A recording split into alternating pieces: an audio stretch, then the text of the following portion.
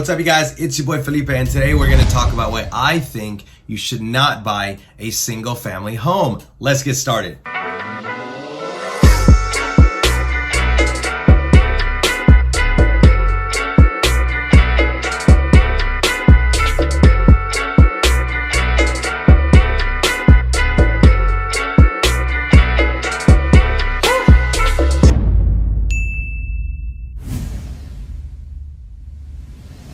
Alright guys, before we get started, as I always ask, please hit the like button, leave me a comment, and subscribe to the channel. The video has a weird algorithm where it won't start until you hit, okay, so you hit the like button, so now we can get started. Thanks guys. Anyways, I want to talk today about single family home and what is the actual cost of you living in your single family home. Because a lot of people talk about getting started in real estate, but they don't know their why or what they want to do. So let's talk about the cons of buying a single family home for you to live in, right? Let's talk about those things.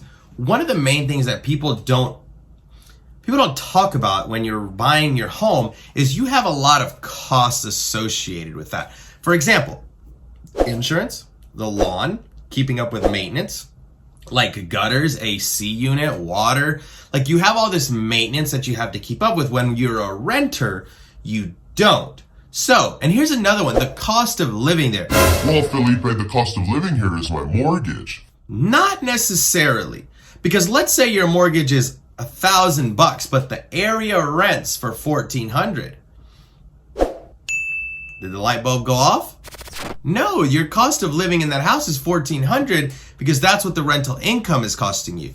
Not just that, your loan, you are paying down. Meaning you are working for those $1,000 to pay that mortgage down. How much hours of your life does it cost you to make $1,000? If you rented it, someone else could be paying that, right? So it's really costing you those hours as well. Think about that.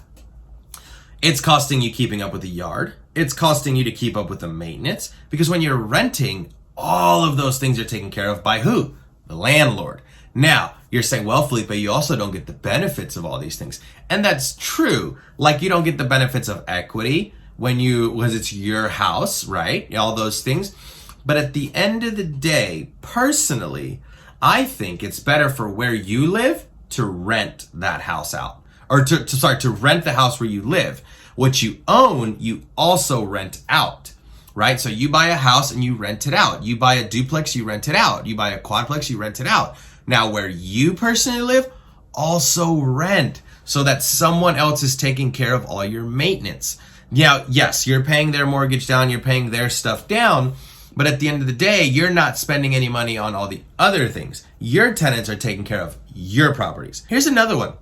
Single family properties tend to be harder to have a full-time employee with them. For example, let's say you have 10 single family homes that you rent out. Does that really cash flow enough to have a full-time handyman?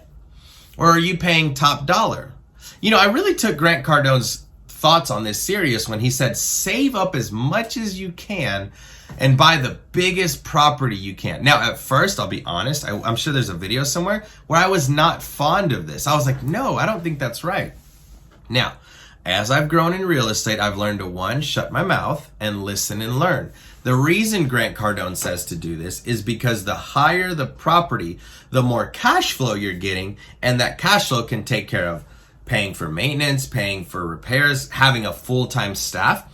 So you're not full-time in your business, you're working on it, not in it, right? So those things are really interesting to me because it's the little things that take up a lot of your time.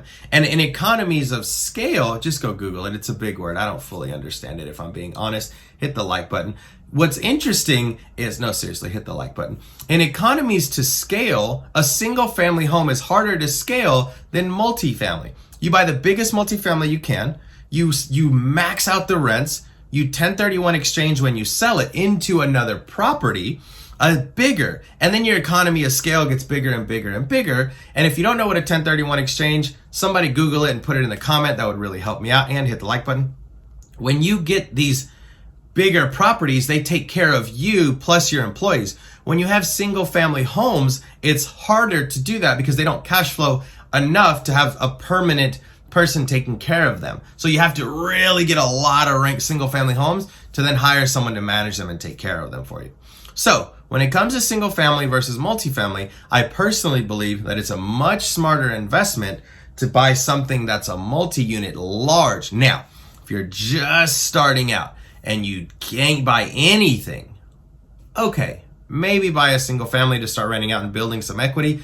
But at the end of the day, if you're looking long-term, if you really want to be an investor for the long-term play, single family might not be the route. Now, full disclosure, because I'm super transparent, I have a single family home. I live in a single family home. Why? Because my wife wants to have her own spot, her own place, somewhere to call home for herself, excuse me, versus renting, right? So, does it make financial sense? No. Do I want to stay married and happy? Yes. So I give her what she asks for, full transparency. But I think as an investor, you should think about what are the costs of truly buying a single family home. Hit the like button. So that's the end of the video, guys. If you want to give me a comment on this, let me know, because I know this is a touchy subject. Hit the like button, leave me a comment, and subscribe to the channel. Thanks, guys.